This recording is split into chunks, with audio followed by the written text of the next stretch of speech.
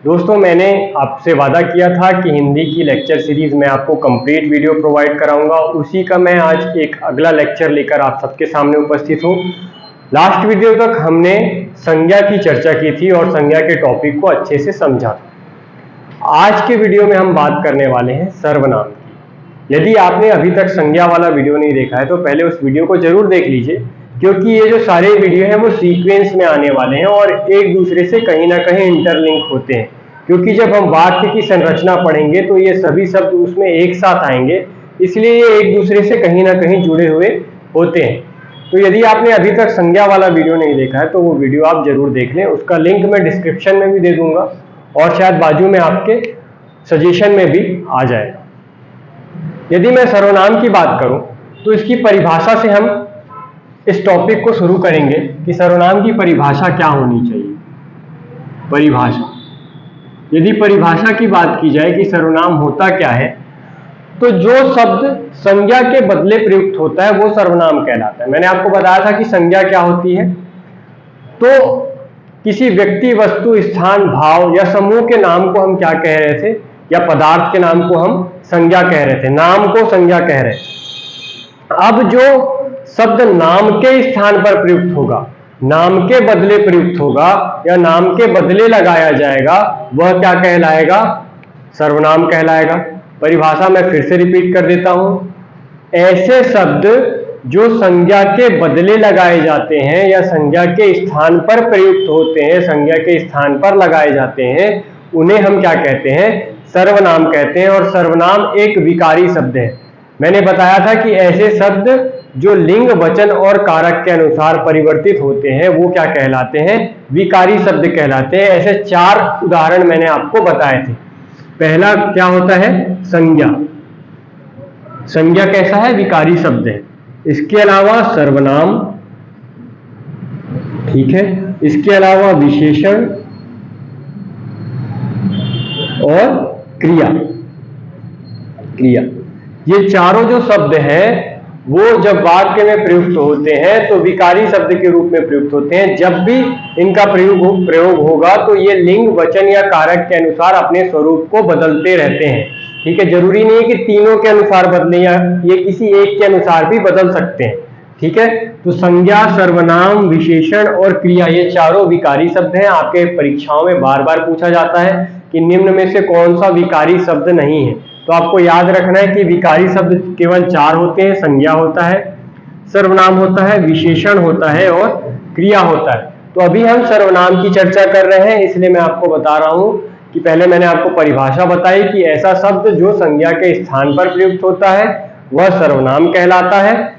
और वो किस प्रकार का शब्द रहेगा? विकारी शब्द रहेगा। इसका मतलब क्या हुआ कि वह लिंग, वचन और कारक के अनुसार परिवर्तित होगा।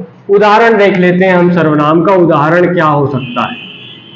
इससे पहले हम एक वाक्य से समझते हैं और फिर इसके बाकी भी उदाहरण मैं आपको बता दूंगा। पहले एक वाक्य के द्वारा हम समझ लेते हैं कि सर्वनाम क्या होता है।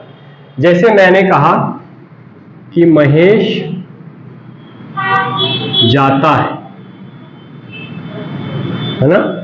यहां पर हमें स्पष्ट है, मैंने आपको पिछले वीडियो में बताया था कि संज्ञा नाम को कहते हैं। हम किसी नाम को हम क्या कहते हैं? संज्ञा। और इस वाक्य में नाम क्या है? महेश है। ठीक है, और अब मैं सर्वनाम में कह रहा हूं कि संज्ञा के बदले प्रयुक्त होने वाले शब्द को हम क्या कहते हैं?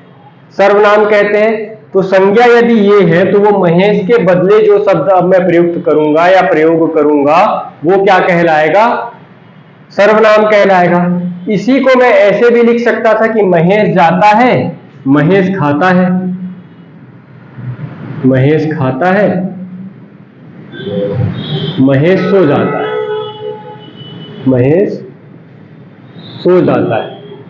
लेकिन ये जो जब ऐसे लिखा जाता है तो हम बार बार महेश शब्द का ही प्रयोग कर रहे हैं, जो कि जो वाक्य की रोचकता को कम करता है, उसके आकर्षण को कम कर देता है। इसलिए हम इस शब्द के बदले कोई ऐसा शब्द प्रयोग करेंगे जिससे इसकी रोचकता बनी रहे या वाक्य अच्छा लगे। तो हम क्या करते हैं कि महेश जाता है, इसकी जगह हम लिख सकते हैं वह खाता है, वह खाता है, वह सो जाता है, वह सो जाता है। इस प्रकार से हम यदि वाक्य बनाएंगे तो अब मैं महेश की जगह जिस शब्द का प्रयोग किया वह क्या कहलाएगा? सर्वनाम कहलाएगा। इसलिए वह क्या है? सर्वनाम है। इसी प्रकार मैं, तुम, आप, वो,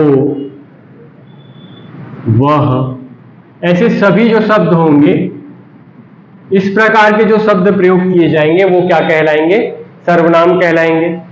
तो फिर से एक बार मैं आपके लिए परिभाषा रिपीट कर देता हूं कि जो शब्द संज्ञा के बदले में प्रयोग किया जाता है वह सर्वनाम कहलाता है। इसके यदि उदाहरण देखें तो मैं, तुम, आप, वह, जो, कोई, कौन, इस प्रकार के भी जो शब्द हैं वो सर्वनाम के अंतर्गत आते हैं। पंडित कामता प्रसाद ने, ये भी आपसे पूछा जाता है, पंडित कामता प्रसाद के अनुसार,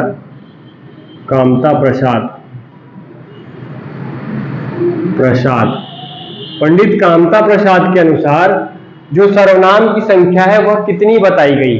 तो आप याद रखिएगा कि पंडित कामता प्रसाद के अनुसार सर्वनाम की संख्या 11 बताई गई है। 11 बताई गई है यह संख्या। पंडित कामता प्रसाद के अनुसार सर्वनाम की संख्या कितनी बताई गई है? ये आपके क्वेश्चन में पूछे जाने वाले प्रश्न हैं। ठीक है, ये पूछा जाता है आपकी परीक्षाओं में। तो याद रखिएगा कि कामता प्रसाद के अनुसार सर्वनाम की संख्या 11 है। यह कौन कौन से हैं वह भी देख लेते हैं। मैं,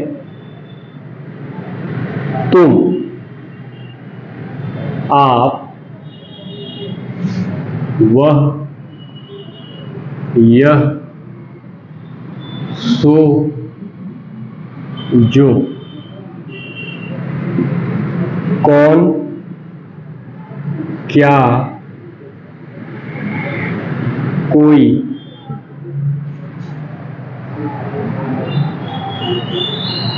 और कहाँ।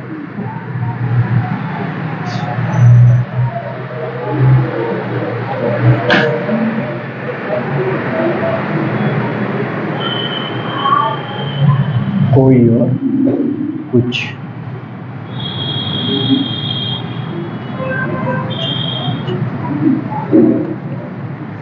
इस प्रकार से ये 11 जो शब्द हैं, जो सर्वनामिक शब्द हैं, जो सर्वनाम हैं, उन्हें हम कामता प्रसाद के अनुसार, पंडित कामता प्रसाद के अनुसार सर्वनाम कहते हैं।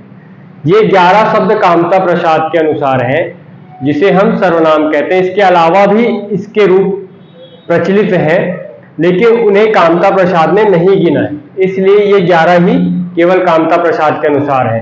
ठीक है, मैं, तुम, आप, वह, यह, सो, जो, कौन, क्या, कोई, कुछ, ये जो 11 शब्द हैं वो सर्वनाम के अंतर्गत आते हैं पंडित कामता प्रसाद के अनुसार। इसके बाद हम देख लेते हैं कि इसके प्रकार कौन कौन से हैं। यदि मैं सर्वनाम के प्रकार की बात करूं तो सर्वनाम को मुख्य रूप से 6 भागों में बांटकर हम पढ़ सकते हैं। सर्वनाम 6 प्रकार के होते हैं। ये भी आपसे क्वेश्चन आपकी परीक्षाओं में पूछा जा चुका है कि सर्वनाम कितने प्रकार के होते हैं। सर्वनाम के प्रकार की बात कर रहा हूं मैं। पहले हमने परिभाषा देखी कि सर्वनाम की परिभाषा क्या है, उसका उदाहरण हमने देख लिया। पंडित कामता प्रसाद के अनुसार सर्वनाम 11 प्रकार के होते हैं और वो सर्वनाम कौन कौन से हैं ये मैंने आपको बता दिए। अब मैं सर्वनाम के प्रकार की चर्चा कर रहा हूं और मैं कह रहा हूं सर्वनाम कितने प्रकार के होते हैं? 6 प्रकार के होते हैं।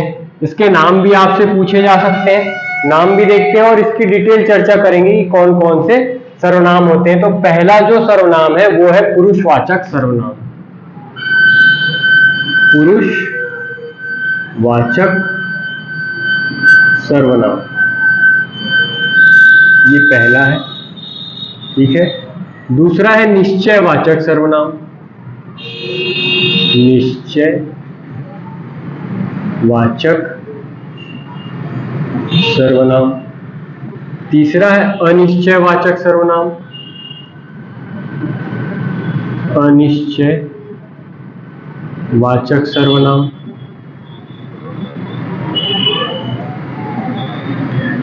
चौथा है निजवाचक सर्वनाम।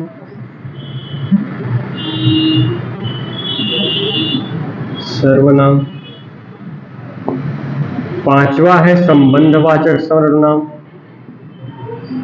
संबंध वाचक सर्वनाम। और छठा है प्रश्नवाचक सर्वनाम। प्रश्नवाचक सर्वनाम। इस प्रकार से 6 प्रकार के सर्वनाम होते हैं। मैंने आपको सबके नाम बताए। अब इन्हीं सर्वनामों के हम डिटेल के बारे में चर्चा करेंगे। अब हम सर्वनाम के पहले प्रकार की चर्चा कर लेते हैं, जिसे हमने देखा पुरुषवाचक सर्वनाम के रूप में। तो पहला सर्वनाम है हमारा पुरुषवाचक सर्वनाम। पुरुषवाचक सर्वनाम।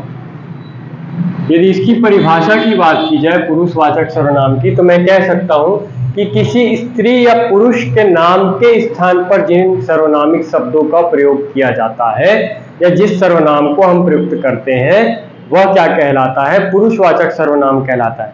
फिर से एक बार परिभाषा मैं आपके लिए रिपीट कर देता हूं कि किसी स्त्री या पुरुष के नाम के स्थान पर जिस सर्वनामिक शब्द का प्रयोग होता है वह क्या कहलाता है? पुरुषवाचक सर्वनाम कहलाता है। अब हमने हिंदी में पढ़ा है कि पुरुष 3 प्रकार के होते हैं। पहला कहलाता है उत्तम पुरुष। उत्तम पुरुष।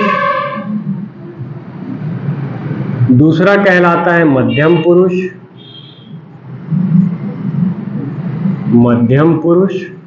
और तीसरा कहलाता है अन्य पुरुष। अन्य पुरुष। इसे भी समझते हैं। पहले तो पुरुषवाचक सर्वनाम को समझ लिया होगा आपने कि किसी स्त्री या पुरुष के स्थान के नाम पर जिस सर्वनाम शब्द का प्रयोग करेंगे वो क्या कहलाएगा? पुरुषवाचक सर्वनाम कहलाएगा। उदाहरण भी देख लेते हैं। पुरुषवाचक सर्वनाम के उदाहरण क्या होंगे? मैं या हम, तुम, तू, आप, वह, यह, वो। इस प्रकार के जो सर्वनाम है वो सभी किसके अंतर्गत आएंगे? पुरुषवाचक सर्वनाम के अंतर्गत आएंगे। अब उत्तम पुरुष किसे कहा जाता है?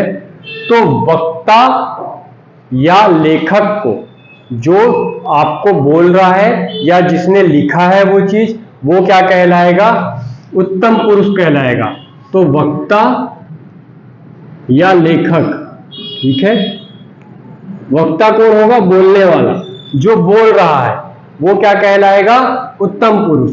जो सुन रहा है या जिसे हम श्रोता कहते हैं, श्रोता, या इसे ही हम रीडर कह सकते हैं, पढ़ने वाला। पढ़ने वाला। तो जो रीडर होगा या पढ़ने वाला होगा या सुनने वाला होगा वो क्या कहलाएगा? मध्यम पुरुष कहलाएगा। मतलब यदि 2 लोग बात कर रहे हैं तो जो व्यक्ति बोल रहा है वह उत्तम पुरुष हुआ, जो व्यक्ति सुन रहा है वह क्या हुआ? मध्यम पुरुष हुआ। और अन्य पुरुष कौन होगा? जिसके बारे में बात की जा रही हो। मान लीजिए आप और मैं मिलकर किसी तीसरे व्यक्ति के बारे में बात कर रहे हैं। यदि मैं आपको ये बता रहा हूं कि हमारे देश के प्रधानमंत्री नरेंद्र मोदी हैं, तो मैं हूं उत्तम पुरुष, आप है मध्यम पुरुष, और प्रधानमंत्री की हम बात कर रहे हैं तो वो कौन है? अन्य पुरुष के अंतर्गत आएंगे। इसका मतलब जिसके बारे में बात की जाए वो क्या है? अन्य पुरुष है। जिसके बारे में बात हो वो क्या कहलाता है? अन्य पुरुष कहलाता है। तो इसके उदाहरण इन्हीं पुरुषवाचक सर्वनामों को हम इन 3 भागों में बांटकर रख सकते हैं। जैसे कि उत्तम पुरुष या वक्ता या लेखक अपने आप को किस प्रकार से संबोधित करेगा? मैं या हम कहकर, ठीक है। यदि 1 से 2 ज्यादा लोग हुए तो वो क्या कहेगा? हम। और जब अकेला होगा तो क्या कहेगा? मैं। तो वो कौन है? उत्तम पुरुष है, क्योंकि वह बोल रहा है, वक्ता है, या फिर वो लेखक है, इसलिए। दूसरा है मध्यम पुरुष, श्रोता या पढ़ने वाला। उसे किस प्रकार से संबोधित करेगा? जो वक्ता है, ये वक्ता या लेखक किस प्रकार से संबोधित करेगा? या तो तू बोलेगा, या तो तुम बोलेगा, या तो आप बोलेगा। तो ये क्या हो गए? मध्यम पुरुष, ठीक है। मध्यम पुरुष सर्वनाम मध्यम पुरुषवाचक सर्वनाम कहलाएगा। आपसे इस प्रकार से परीक्षा में पूछा जा सकता है कि मैं किस प्रकार का सर्वनाम है, तो आपको बताना होगा कि मैं उत्तम पुरुषवाचक सर्वनाम। यदि इतना डीप गया तो ठीक है, वैसे तो आपसे ज्यादा यही पूछेगा कि पुरुषवाचक सर्वनाम कौन सा है, तो आप स्पष्ट रूप से बता सकते हैं। लेकिन यदि उत्तम पुरुषवाचक सर्वनाम कौन सा ये पूछा जाए तो मैं और हम जो है वो उत्तम पुरुषवाचक सर्वनाम के अंतर्गत आते हैं। वही मध्यम पुरुष सर्वनाम के अंतर्गत तू, तुम या आप आता है। वहीं पर अन्य पुरुष के अंतर्गत वह, यह या वो, ये सब चीजें आती हैं। ठीक है, जो हम तीसरे के लिए प्रयोग करते हैं, वो, वे, इस प्रकार से हम प्रयोग करते हैं कि वे वहां गए थे, वो वहां गया, यह एक लड़का है, वह एक लड़की है, इस प्रकार से, है ना। तो ये सब किसके अंतर्गत आएंगे? अन्य पुरुष के अंतर्गत आएंगे। तो मैंने आपको इसकी परिभाषा बता दी कि किसी व्यक्ति या किसी पुरुष या महिला के नाम के स्थान पर जिस शब्द का प्रयोग किया जाता है, जिस सर्वनाम का प्रयोग किया जाता है, जिस सर्वनामिक शब्द का प्रयोग किया जाता है, वो क्या कहलाता है? पुरुषवाचक सर्वनाम कहलाता है। पुरुषवाचक सर्वनाम को भी हम 3 भागों में बांट कर देख सकते हैं, उत्तम पुरुषवाचक, मध्यम पुरुषवाचक और अन्य पुरुषवाचक। मध्यम पुरुषवाचक, उत्तम पुरुषवाचक कौन होता है? जो कि वक्ता होता है या लेखक होता है, उसे हम उत्तम पुरुष के अंतर्गत रखते हैं। और वो जिस सर्वनाम शब्द का प्रयोग करेगा अपने लिए, वो कैसे शब्द कहलाएंगे? उत्तम पुरुषवाचक सर्वनामिक शब्द कहलाएंगे, जिसके अंतर्गत मैं और हम आता है। उसी प्रकार मध्यम पुरुष कौन होगा? तो मध्यम पुरुष श्रोता होगा या फिर पढ़ने वाला होगा, और वह उसके लिए जो लेखक है जिस शब्द का प्रयोग करेगा वक्ता या श्रोता के लिए, श्रोता या पढ़ने वाले के लिए, वो क्या कहलाएंगे? मध्यम पुरुष सर्वनामिक शब्द कहलाएंगे, जैसे कि तू, तुम या आप। उसी प्रकार अन्य पुरुष जिसके बारे में बात कर रहे हैं, श्रोता और वक्ता जिस बारे में बात कर रहे हैं, जिसके बारे में, वह क्या कहलाएगा? अन्य पुरुष कहलाएगा। वो किस सर्वनामिक शब्द का प्रयोग करेगा? यह, वह, वे, वो, इस प्रकार के सर्वनामिक शब्द का प्रयोग करेगा। तो ये क्या था? मुख्य रूप से आपका पुरुषवाचक सर्वनाम। दूसरा हम टाइप देख रहे हैं निश्चयवाचक सर्वनाम। निश्चयवाचक सर्वनाम। निश्चयवाचक सर्वनाम क्या होगा? तो ऐसे सर्वनामिक शब्द, ऐसे शब्द जिनका प्रयोग निश्चित वस्तु या व्यक्ति के लिए किया जाता है, वो क्या कहलाएगा? निश्चयवाचक सर्वनाम कहलाएगा। निश्चित व्यक्ति या वस्तु के बारे में जब हम डिनोट करने के लिए जिस शब्द को प्रयोग करेंगे, वो क्या कहलाएगा? निश्चयवाचक सर्वनाम कहलाएगा। ऐसे शब्द कौन कौन से होते हैं? तो वह, यह, वो, वे। अब ये आपको देखकर लग रहा होगा कि ये तो अन्य पुरुष के उदाहरण में भी था, लेकिन उसके उदाहरण से आपको समझ आएगा जब ये सेंटेंस में प्रयुक्त होगा। जैसे वह लड़का है, वह लड़का है, ये एक सेंटेंस है, और मैं कहता हूं वह लड़का अमित है। ये दोनों जगह पर हम देख रहे हैं कि सर्वनामिक शब्द वह लिखा हुआ है, लेकिन पहले सेंटेंस में जिस वह का प्रयोग किया गया है वो अन्य पुरुष है। अन्य पुरुष, क्योंकि लड़का तो कोई भी हो सकता है, इससे किसी निश्चित लड़के की बात पता चल रही है कि हमको नहीं चल पा रही, तो ये क्या है? अन्य पुरुष का सर्वनाम है। लेकिन वह लड़का अमित है, एक निश्चित लड़के के बारे में बात कर रहे हैं हम कि ये ही लड़का अमित है ना। निश्चयात्मक शब्द का प्रयोग हो रहा है, इसलिए यहां पर जो वह है वो किस रूप में आएगा? निश्चयवाचक सर्वनाम के रूप में आएगा। तो जब हम किसी निश्चित व्यक्ति, निश्चित पुरुष, महिला या वस्तु के बारे में जिस सर्वनाम शब्द का प्रयोग करेंगे वह क्या कहलाएगा? निश्चयवाचक सर्वनाम कहलाएगा। जब निश्चयवाचक सर्वनाम इस प्रकार से वाक्य में दिया रहेगा तभी आपको ये दोनों चीजें एक साथ मिलेंगी। या तो अन्य पुरुष, आपको ऑप्शन में या तो अन्य पुरुष नहीं दिया होगा या तो निश्चयवाचक सर्वनाम नहीं दिया होगा, और यदि दोनों दिया होगा तो इस प्रकार से स्पष्ट किया गया होगा कि एक सेंटेंस आपका ऐसा बनेगा और दूसरा सेंटेंस आपको निश्चयात्मक दिखाई देगा। इस प्रकार से ये दोनों चीजें अलग अलग है, उदाहरण सेम है, यह, वह, वो और वे इस प्रकार से, ये दोनों के उदाहरण हो सकते हैं, अन्य पुरुष के भी हो सकते हैं और निश्चयवाचक सर्वनाम के भी हो सकते हैं। लेकिन निश्चयवाचक सर्वनाम में किसी विशेष व्यक्ति के बारे में बात की जाएगी जो कि इकलौता होगा, जबकि अन्य पुरुष के संबंध में ऐसा निश्चयात्मक जो है वाक्य नहीं प्रयोग किया जाता है। इस प्रकार से ये दोनों में अंतर था। अब हम तीसरे टाइप की ओर बढ़ेंगे जो है कि अनिश्चयवाचक सर्वनाम। अनिश्चयवाचक सर्वनाम, तीसरा सर्वनाम हम देखते हैं अनिश्चयवाचक सर्वनाम। अनिश्चयवाचक, यदि अनिश्चयवाचक सर्वनाम की बात की जाए तो हम यह कह सकते हैं कि जिस सर्वनामिक शब्द से किसी निश्चित व्यक्ति की जानकारी प्राप्त ना हो तो वो क्या कहलाएगा, या फिर किसी नाम के बदले जब हम ऐसे शब्द का प्रयोग करें जिससे निश्चित व्यक्ति की जानकारी नहीं मिलती है या निश्चित वस्तु की जानकारी नहीं मिलती है तो वो क्या कहलाएगा, अनिश्चयवाचक सर्वनाम। जब हम संज्ञा के स्थान पर किसी अनिश्चित शब्द का प्रयोग करें जिससे निश्चित व्यक्ति या वस्तु की जानकारी ना मिले तो वो क्या कहलाएगा, अनिश्चयवाचक सर्वनाम कहलाएगा। इसमें हम किसको रख सकते हैं, जैसे कोई या कुछ,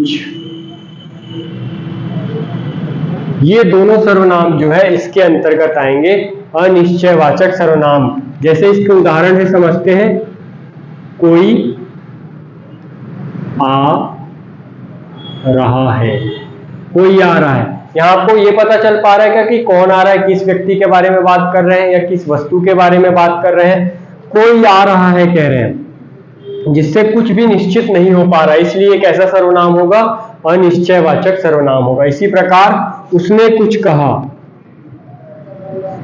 उसने कुछ कहा, उसने कुछ कहा, यहां पर ये सर्वनाम शब्द है, ठीक है।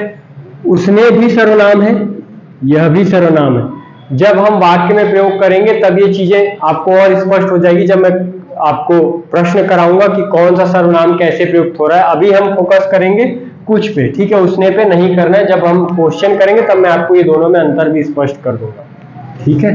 तो ये जो कुछ है इससे निश्चित नहीं हो पा रहा है कि उसने क्या कहा, कुछ कहा, ये कहा गया है जो कि अनिश्चित है, इसलिए किसके अंतर्गत आएगा, अनिश्चयवाचक सर्वनाम के अंतर्गत आएगा। इसके बाद हम बात करेंगे निजवाचक सर्वनाम की। हमारा चौथा सर्वनाम कौन सा है, निजवाचक सर्वनाम। निजवाचक सर्वनाम,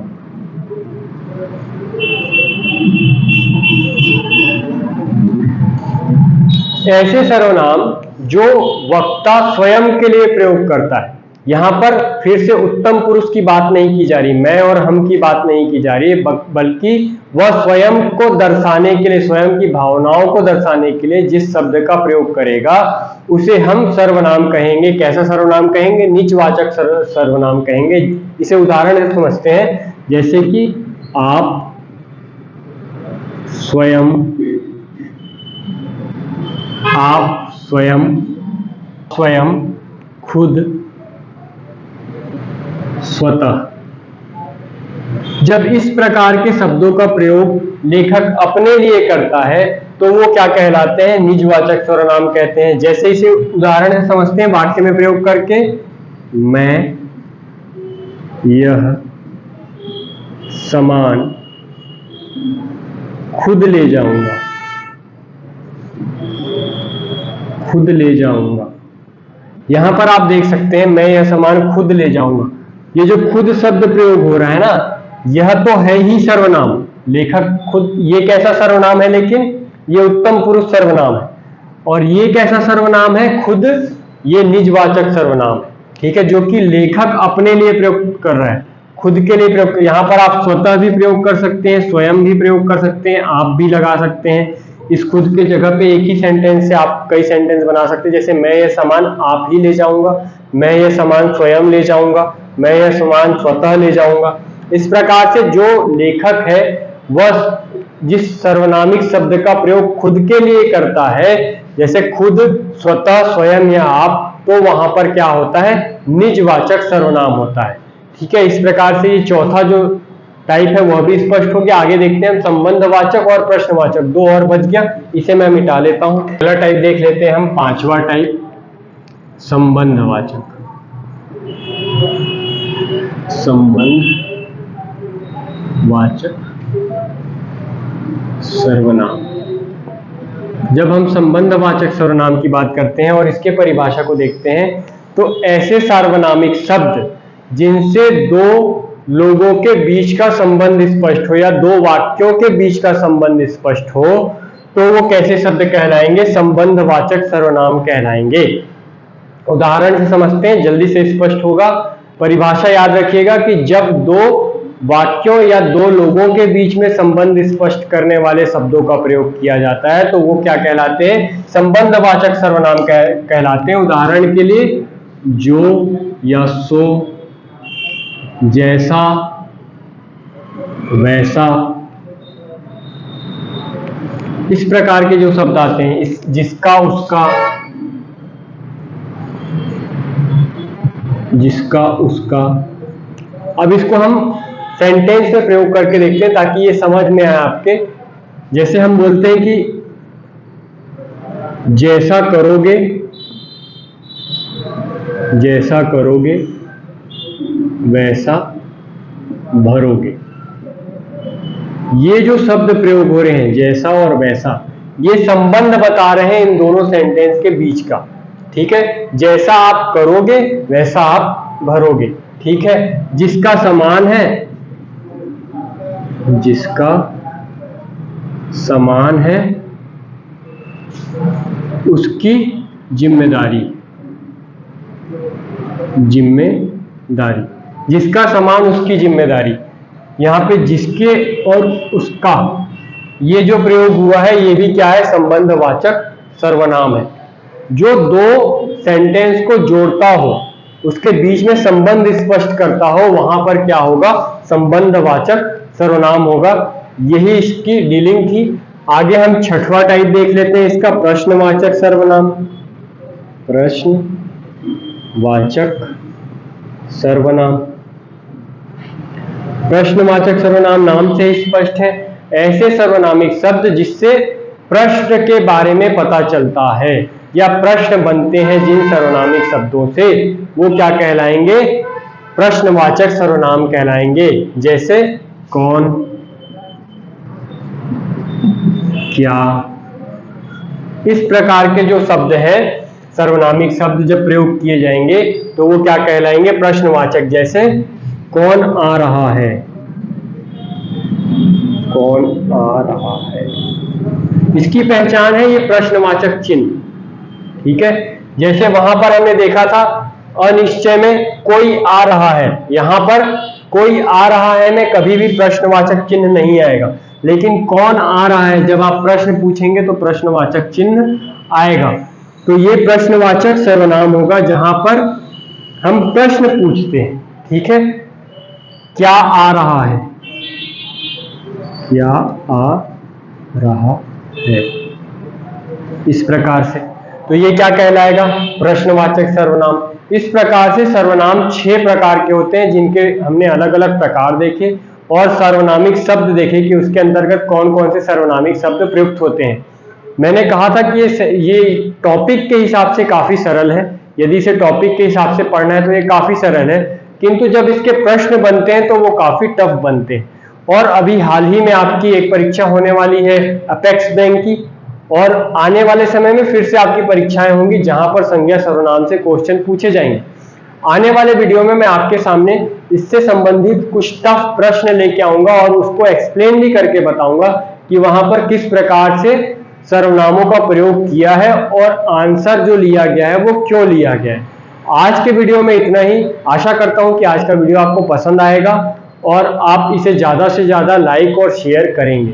आज के लिए इतना ही, धन्यवाद। फिर से मिलेंगे अगले वीडियो में।